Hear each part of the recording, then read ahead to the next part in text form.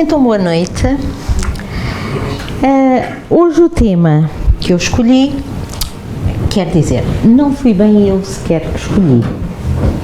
Isto foi um tema que alguém que me é muito caro me pediu, por favor, escolhe este tema. Para quê? Para eu aprender alguma coisa com este tema.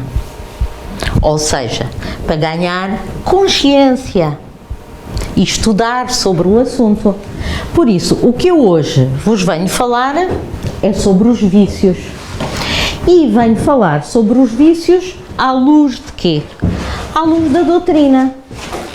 Em termos do que é que ela nos pode dizer, consolar e até o que é que ela nos pode ensinar. Ora, a primeira coisa que eu fiz foi chegar e ir ao dicionário, daqueles dicionários da Porta Editora, para ver o que é que queria dizer e como é que era definido e apresentado o vício. É uma palavra que vem do latim, que significa quê? Falha ou defeito. E depois temos 7 definições que se vão adaptando a várias interpretações que podem ser dadas acerca do vício. O defeito pelo qual uma pessoa se afasta do tipo considerado normal, um hábito que está profundamente enraizado com ações que são, regra geral, moralmente condenáveis, ou então até a prática de determinados atos prejudiciais ou moralmente censuráveis, maus hábitos. Também pode ser ainda encarado como sendo o quê? Uma disposição natural para algo. Ou ainda um erro, até considerar o vício como um erro. Ou ainda um hábito repetitivo que nos surge. Um erro que sistematicamente, uma mania. Ou ainda a dependência em relação ao consumo de quê? Determinada substância. Tudo isto é o que nós conseguimos encontrar se consultarmos um dicionário da língua portuguesa acerca do vício. Ora, o tema do vício não é algo de novo, é algo que desde a antiguidade que se discute o que é o vício. Já Platão, muito tempo ainda antes de Cristo, já Platão apresentava a chamada teoria das formas, ou seja, que haveria um mundo perfeito, o das formas, e um mundo ilusório, o mundo material, o mundo terreno. E ele considerava que somente o bem é real e que o mal acaba por ser ilusório. E neste caso, para Platão, o vício era entendido como mal. Não tinha qualquer consistência própria e era uma ausência de quê? Uma ausência de virtude. É assim, nesta teoria das formas, de certa forma, ele vai falar de quê? Ele vai falar de que há formas abstratas, que não são materiais, mas que acabam por quê? Por ser consubstanciais, imutáveis e que acabam por nos mostrar uma visão da realidade diferente. E nada melhor do que, para explicar as ideias de Platão, a famosa alegoria da caverna, que consistia em quê? Era uma metáfora, e nessa metáfora Platão considerava que tínhamos uma caverna, aqui na imagem se calhar não é muito nítido, e que nessa caverna havia aqui uma parede, e que nessa parede, sentados aqui, nós tínhamos uma série de indivíduos que se limitavam a observar, fruto de uma chama, passavam aqui e eles apenas viam o quê? Eles apenas iam vendo as sombras. Estando presos nessa caverna, eles no fundo, eles só viam aquilo com base em quê? Nos seus sentidos. E acreditavam que tudo o que conseguiam observar com base nos seus sentidos era a verdade e a realidade. Ora, a vida dentro da caverna acaba por representar o quê? O mundo sensível, aquele que nós experimentamos se nos focarmos apenas em quê? Nos nossos sentidos. Ora, existe uma falsa percepção da realidade, porque eles consideravam que as sombras eram a realidade, era tudo aqueles que eles conseguiam aperceber. Até que, uma vez, alguém saiu de trás da parede e tentou sair de quê? De dentro da caverna. E quando saiu de dentro da caverna, assim, estava no escuro, se passar para a luz do dia, ele fica quê? Quando transitamos do escuro para uma grande luminosidade, ficamos perfeitamente ofuscados. E demoramos um certo tempo aqui, até conseguirmos adaptar o nosso olho a tanta luz. Ou seja, aqui podemos fazer uma analogia de passar de um mundo em que nós estamos focados nos nossos sentidos, na parte material, para um mundo cheio de luz, onde demoramos a adquirir esse conhecimento e conseguimos começar a perceber-nos da verdadeira realidade.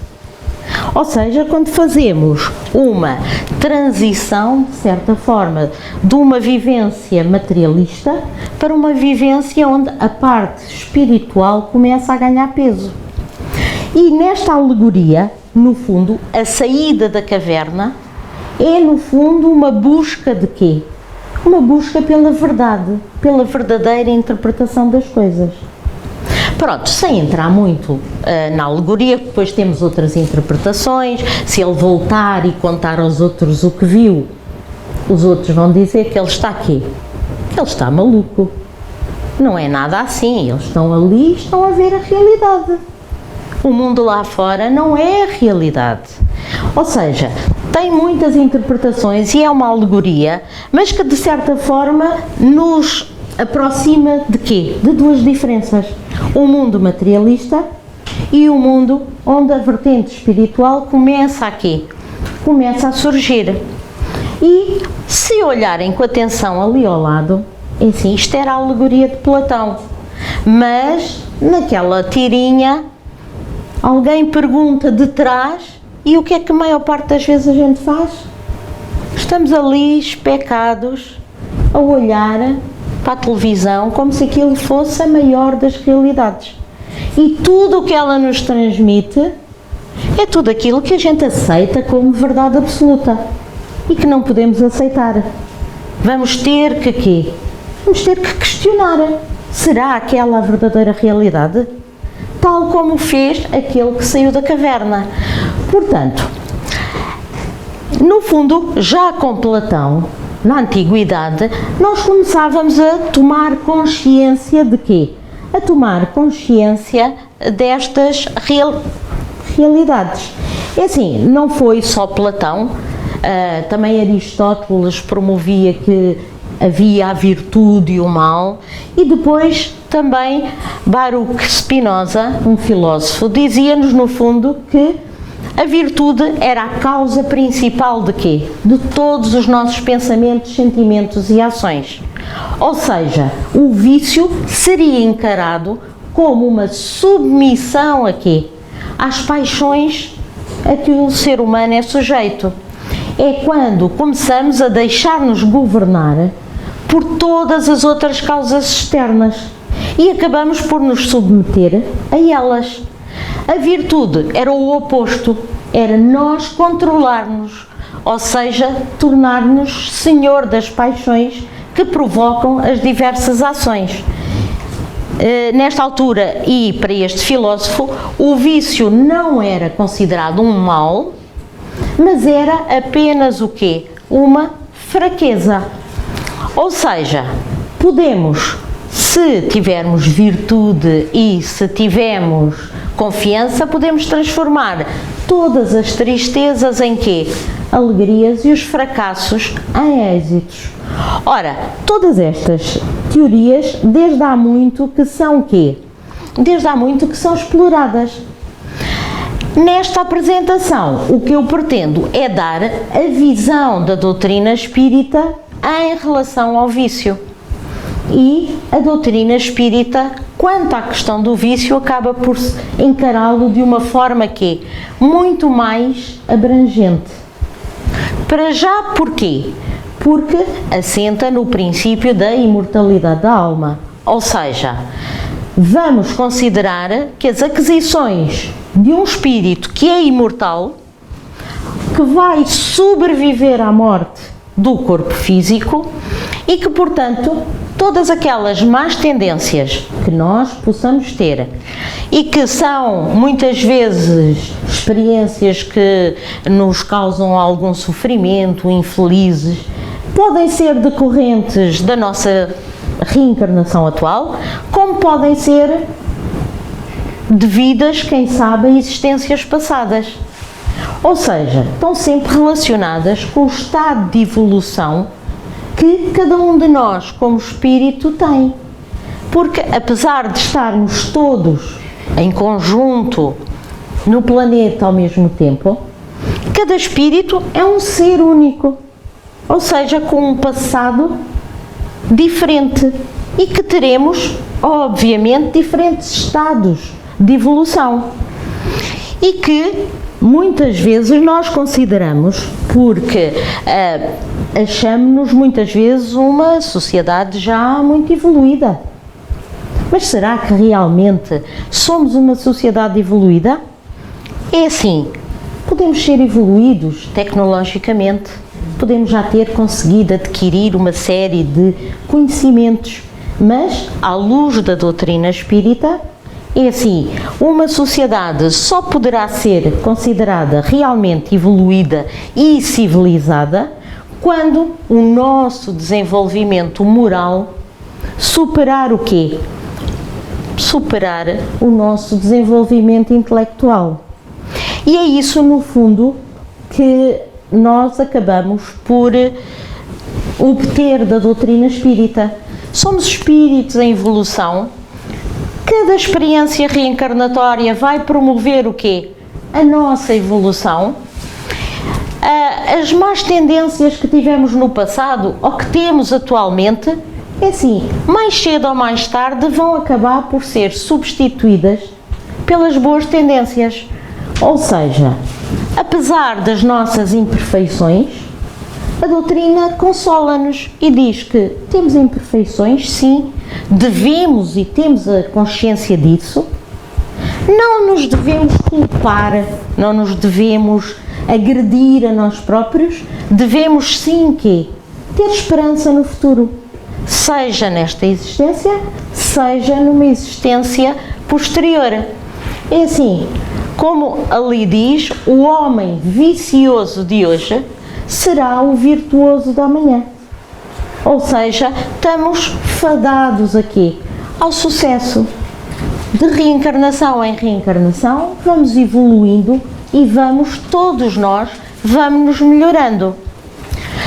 E à medida que a civilização se vai aperfeiçoando, os males que a própria civilização acabou por gerar vão desaparecendo à medida que se dá o progresso moral, que é o que nos diz no Livro dos Espíritos, na questão 793, que no fundo é assim, à medida que vamos evoluindo e aperfeiçoando, também muitos dos males que nós consideramos atualmente vão sendo o quê?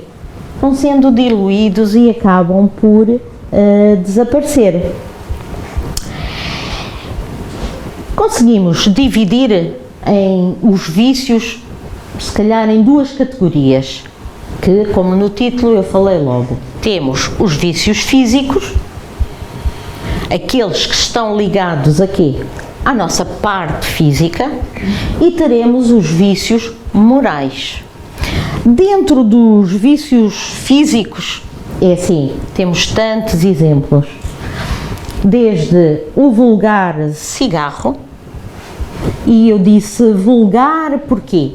Porque até aqui há uns anos atrás o cigarro era considerado o quê?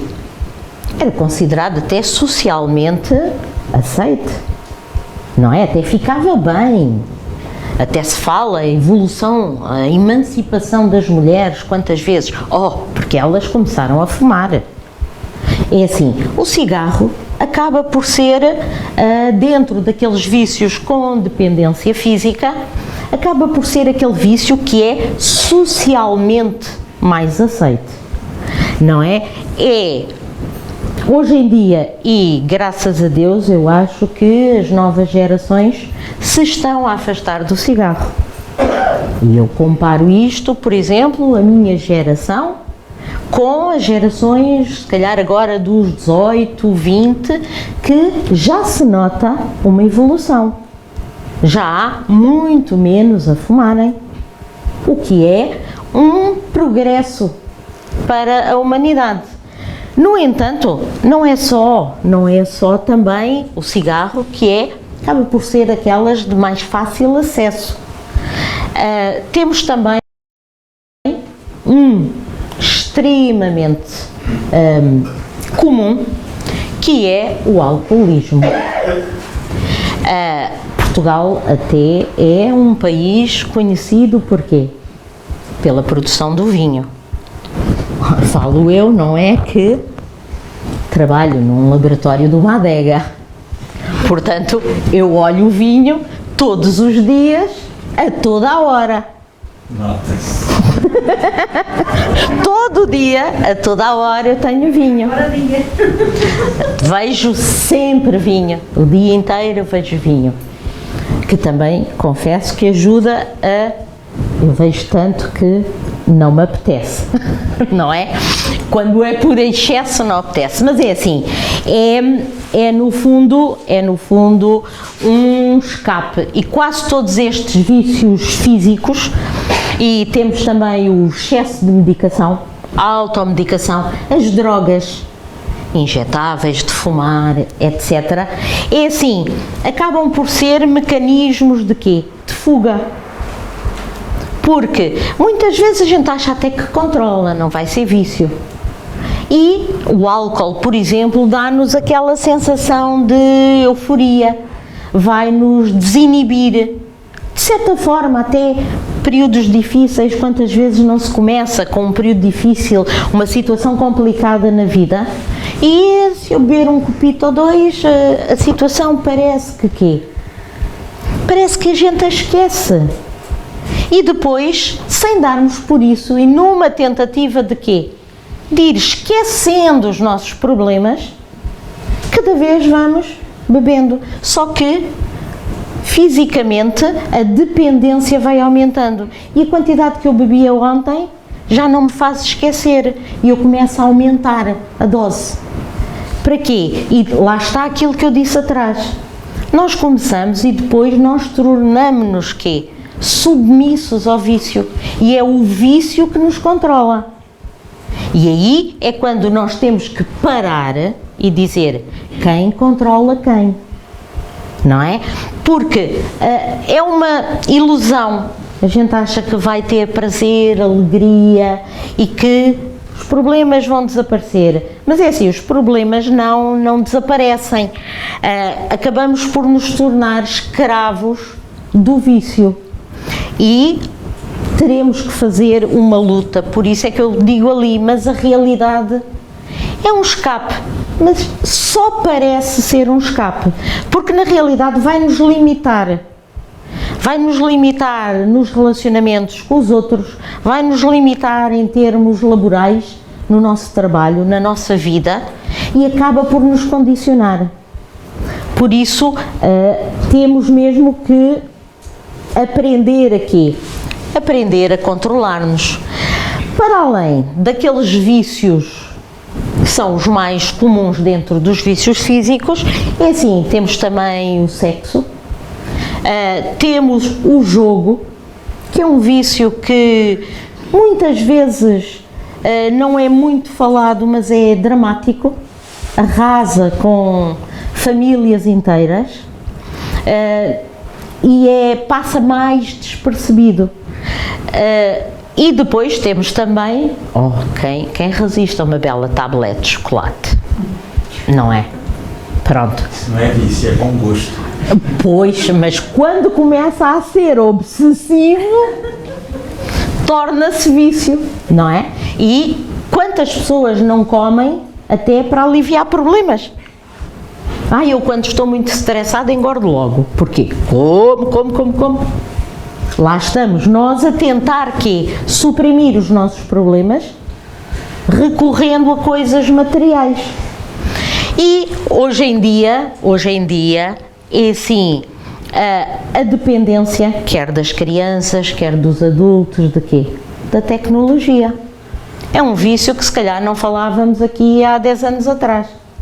Mas hoje em dia, a gente vai na rua e o que é que vê? As pessoas todas agarradas, quê? Ao telemóvel. A pessoa vai almoçar fora, jantar fora, vai a uma esplanada e está um grupo, e se calhar devem estar a mandar mensagens uns aos outros, não é? Porque à conversa eles não estão. As crianças presas aos computadores, aos tablets, são outro tipo de vícios. Quando aqui atrás, há muito tempo, se calhar o único vício que a gente reparava assim nas crianças era quando as crianças andavam com aquele auxílio emocional e consolador. Ou seja, andavam com o seu cobertorzinho atrás ou com o seu peluche. Não deixa de ser também um vício. Mas era um vício de alguma carência emocional, um conforto. Mas também temos, e é assim, eu não pus aqui, aquelas pessoas que têm a obsessão de comprar, vão às lojas e compram, mesmo que não precisem. Hoje em dia também já se assiste àquelas pessoas que a moda do vou correr, o exercício físico é bom, nitidamente, para todos. Faz bem ao organismo, ao nosso corpo material. No entanto, há uma série de pessoas para a qual o desporto se torna quê? Se torna um vício, para querer ficar em boa forma física, então abdicam de uma série de coisas.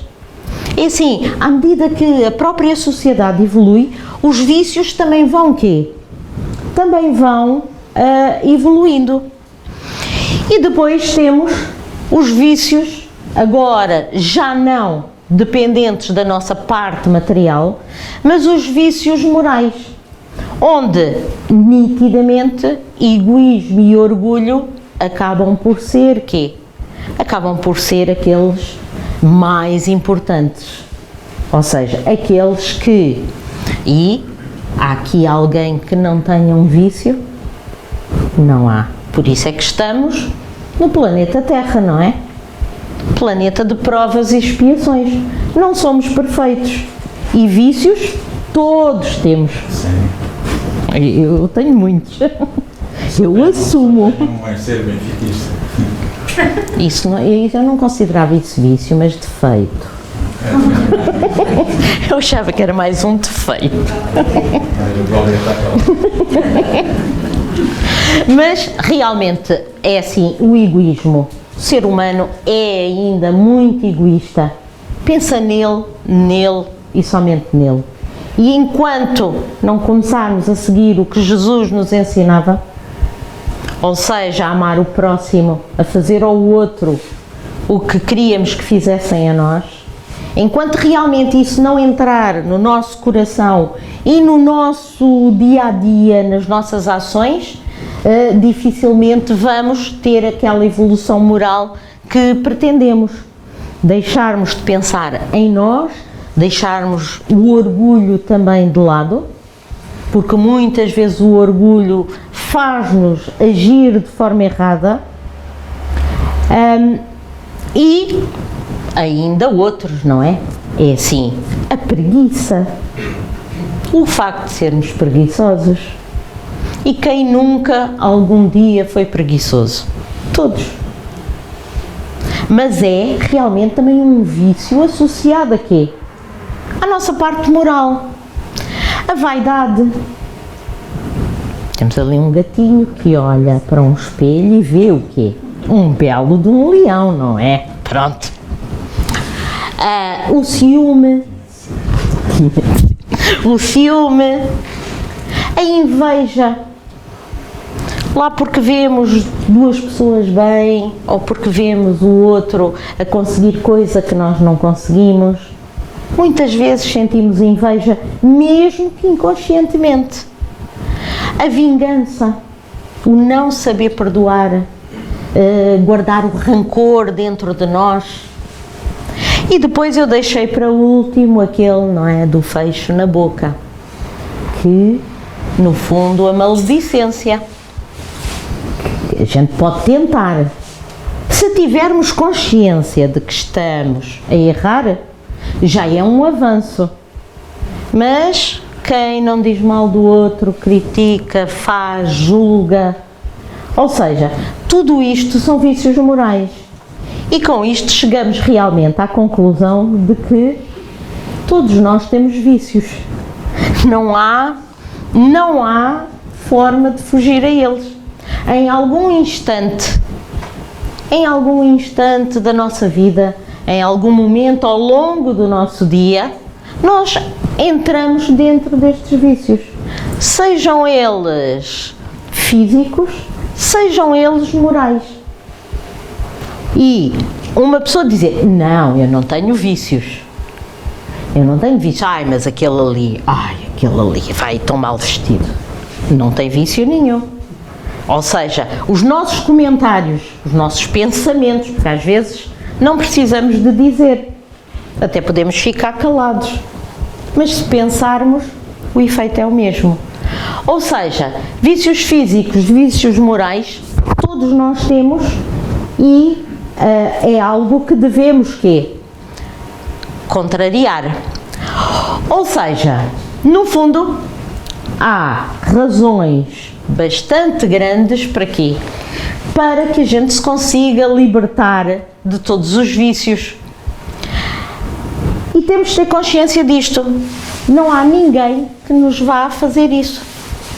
É uma tarefa nossa e é uma tarefa de todos enquanto sociedade, como um todo. E grande parte da responsabilidade também vem de onde? Dos pais e dos educadores.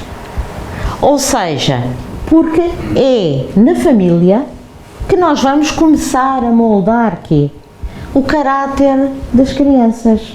Os educadores fazem o mesmo, pelo exemplo.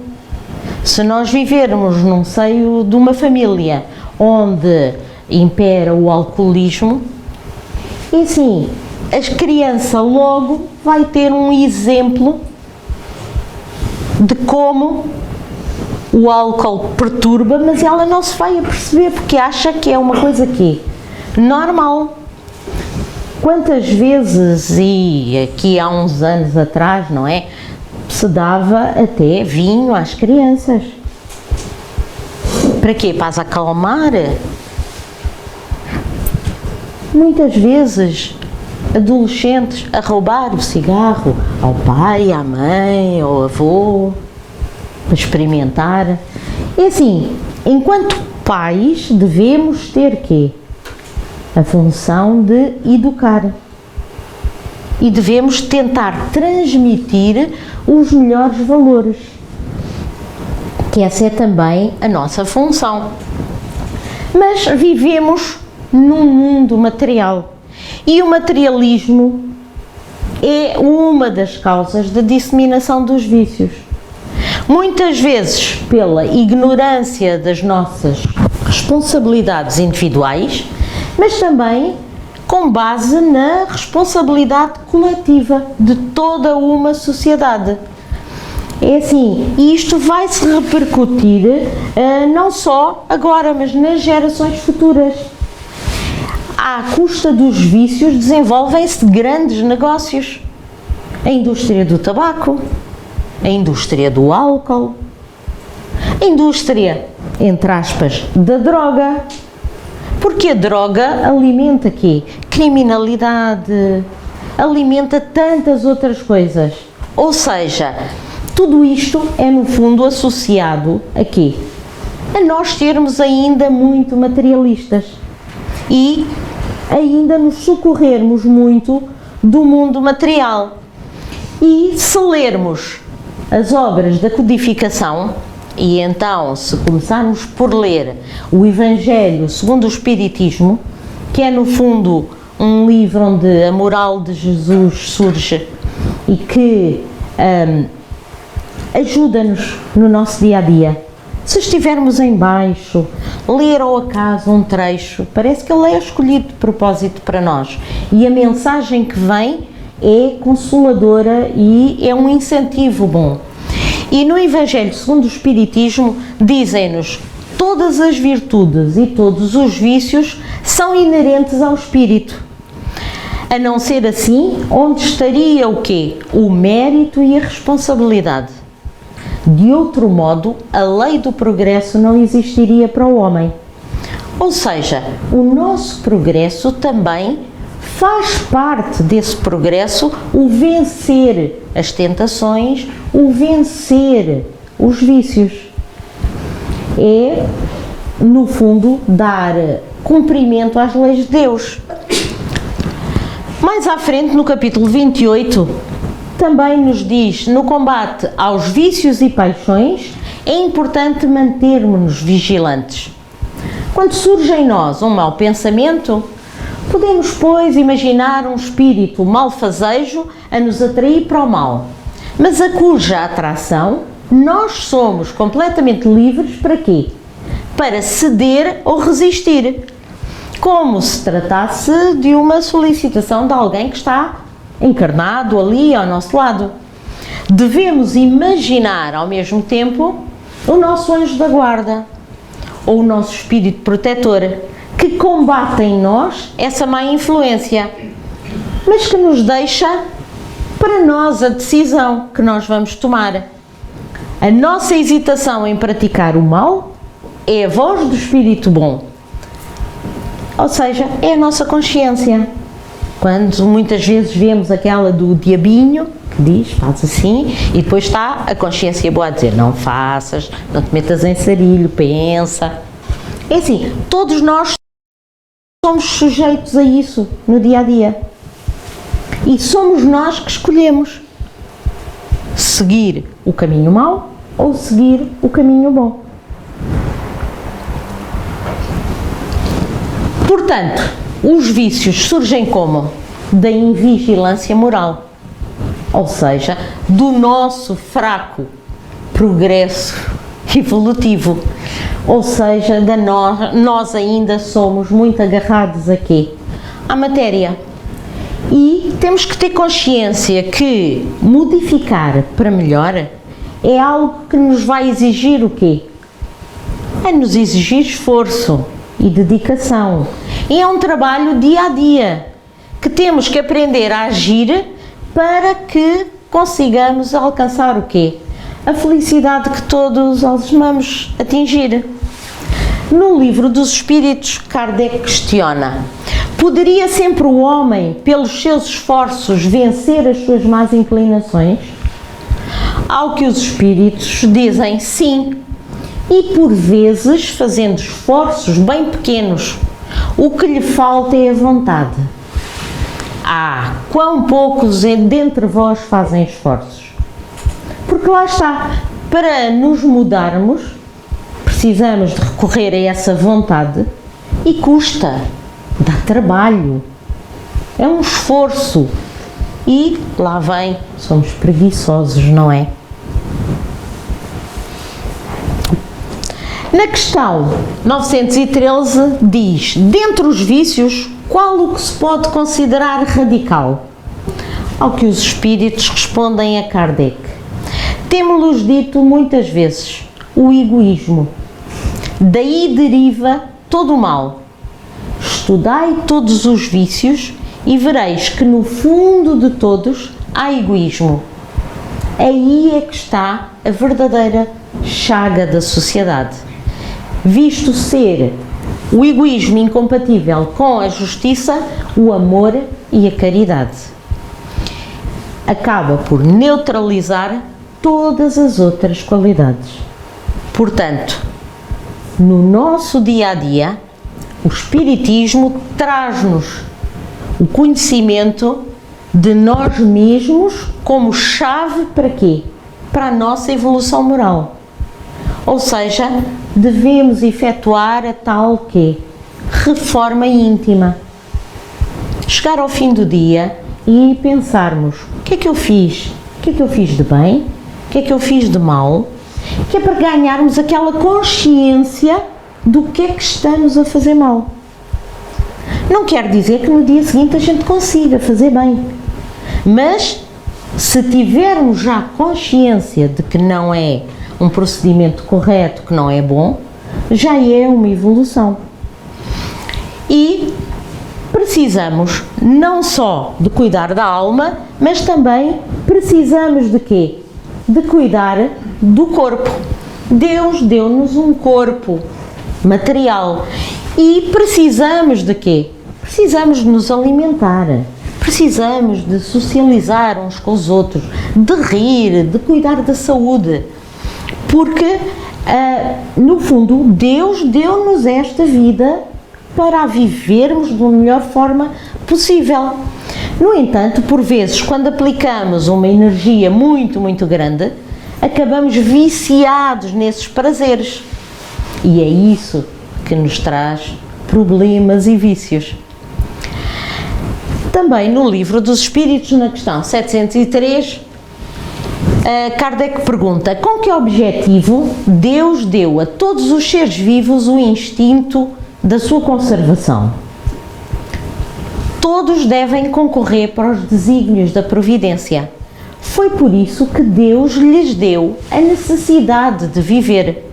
E, ademais, a vida é necessária ao aperfeiçoamento dos seres. Eles o sentem instintivamente, sem disso se aperceberem. Portanto, nós precisamos realmente de viver. É parte da nossa evolução. Continuando, Kardec ainda perguntou: o uso dos bens da terra é um direito de todos os homens?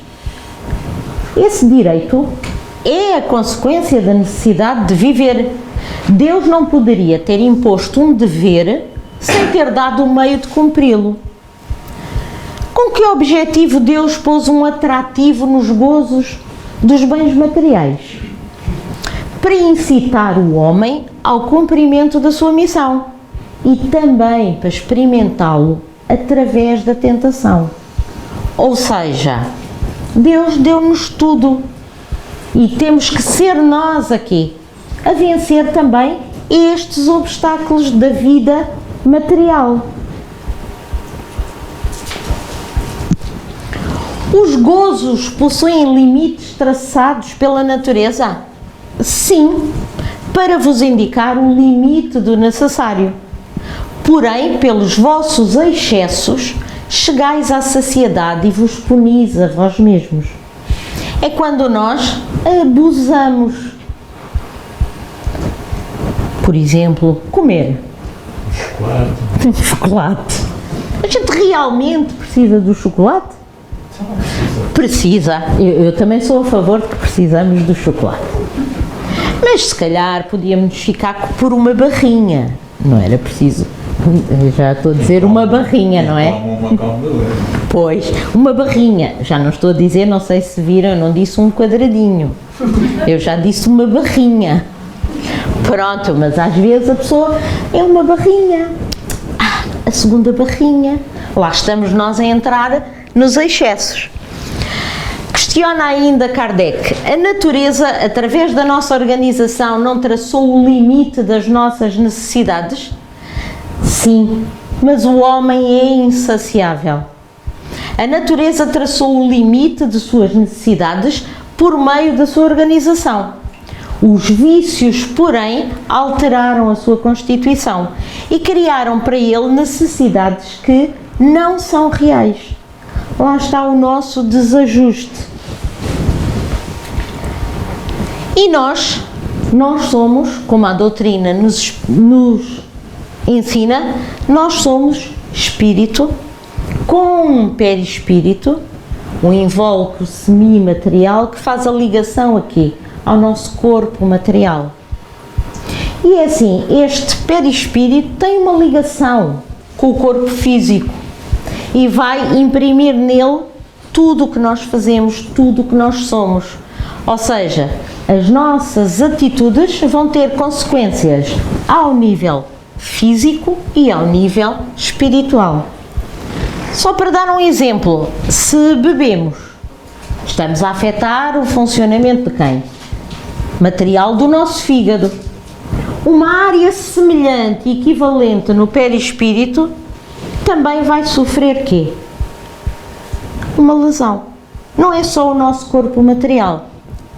Se fumamos, vamos fumando e vamos intoxicando o quê? Os nossos pulmões.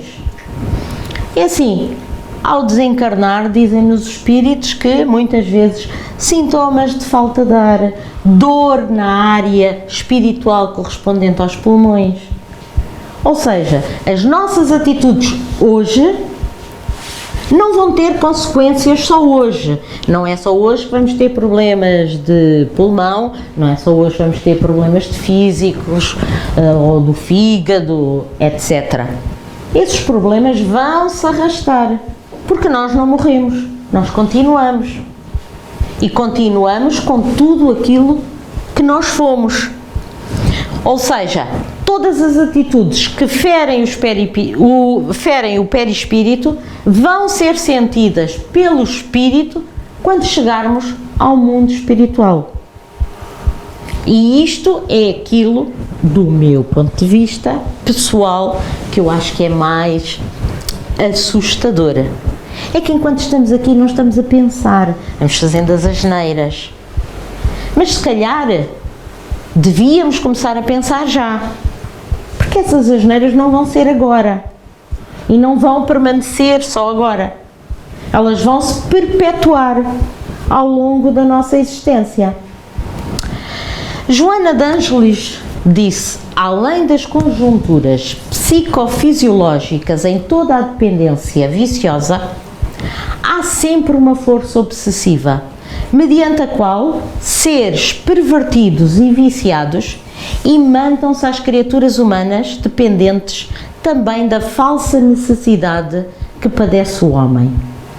Ou seja, atrás dos nossos vícios vêm muitas vezes problemas de natureza obsessiva que acabam por influenciar.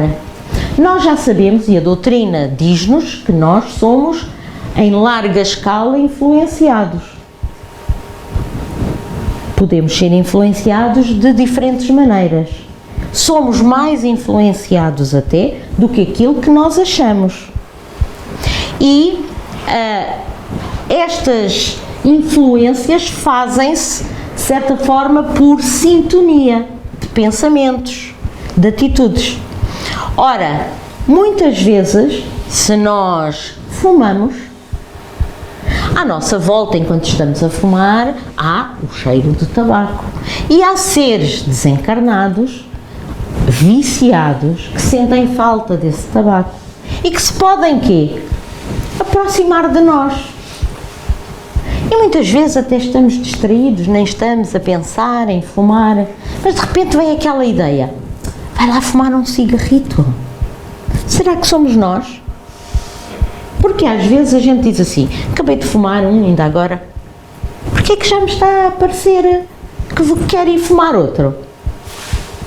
Quem sabe, se calhar não sou eu, mas atrás de mim há alguém que quer cheirar outra vez e ter esse prazer e que se começa a pegar começa a pegar a nós. Quem diz isto para o tabaco, diz isto também associado ao álcool. Todos aqueles desencarnados, escravos dos mais variados tóxicos, saciam os seus desejos através de nós, os encarnados, de certa forma vampirizando-nos. Quando nós achamos que estamos a beber, a fumar, a drogar, só por nós, muitas vezes estamos a fazê-lo para quê? Para multidões que são invisíveis aos nossos olhos. No livro Domínios da Mediunidade, diz-nos isto: junto de fumantes e bebedores inveterados, criaturas desencarnadas de triste feição se demoram expectantes. Alguns sorviam as baforadas de fumo arremessadas ao ar, outras aspiravam o hálito de alcoólatras impenitentes. Ou seja, nós sintonizamos também com este tipo de espíritos e que, por vezes, e depois dependendo também de quê? Também dependendo do nosso vício, dependendo também da nossa evolução, do nosso estádio moral, poderemos ter um companheiro que vem cá só para fumar o cigarrito, não é? E vai embora, ou não fica permanentemente connosco, como podemos atrair alguém que fica ali a influenciar-nos constantemente para o vício, para satisfazer o próprio vício. Ou seja, tendo estes conhecimentos que nos são transmitidos por esta doutrina, nós acabamos por ter que, forçosamente, mesmo que a gente se queira enganar a nós próprios, nós temos que começar a ganhar quê? Responsabilidade. A responsabilidade é nossa. E, pelo menos, temos o dever moral de quê? De lutar contra ela. Cada um de nós tem um vício, isso é certo. E precisamos de quê? Precisamos de os identificar em nós. Temos que nos conhecer a nós próprios. Só o facto de identificarmos e de assumirmos eu tenho um vício, já é uma evolução, porque eu já constatei o quê? O que é que eu sou? Já me aceitei e agora eu tenho que quê? Lutar contra ele. É assim, quaisquer que sejam os motivos, quaisquer que seja a origem, temos que fazer um esforço para os combater. Uma maneira de nos corrigirmos é, indiscutivelmente, promover a reforma íntima, o autoconhecimento. E depois há um remédio, lento se calhar para vícios, mas que é uma ajuda muito, muito grande, que é a prece. A prece é um meio para quê? Para nos ajudar a lutar contra os vícios. Obviamente que eu aqui não estou a falar de um nível de vício que, e não falei durante a apresentação toda, mas muitas vezes nós precisamos de ajuda para combater esses vícios. A água fluidificada, o passe, fazer o evangelho no lar, vai ajudar aqueles amigos espirituais não tão bons também a afastarem-se. E, para além desta ajuda espiritual que podemos vir buscar, por exemplo, aqui hoje, também podemos precisar muitas vezes de ajuda da ciência, medicina, médicos. E assim, não temos que ter vergonha de assumir que temos um vício. Temos é que combatê-lo. E por isso, o importante é exatamente o autoconhecimento. Quando eu assumir isso, eu tenho um vício, eu quero combatê-lo, mas só com a minha vontade é que eu o vou combater. E enquanto essa vontade realmente não surgir, eu posso ir atenuando, mas a vontade é que realmente nos vai ajudar. Ora, a única pessoa que pode fazer largar o vício somos nós. Com ajuda, sem ajuda, mas do meu ponto de vista, é uma das coisas que a doutrina espírita nos ensina. Não só sobre o vício, mas sobre quase tudo. É que nós somos os grandes responsáveis por aquilo que fazemos, pelo que nos acontece e pelas nossas atitudes. E é assim, 2022, o ano começou quase agora. Vamos fazer um compromisso de que vamos lutar pelo menos para conseguirmos melhorar em relação aos vícios. Pronto.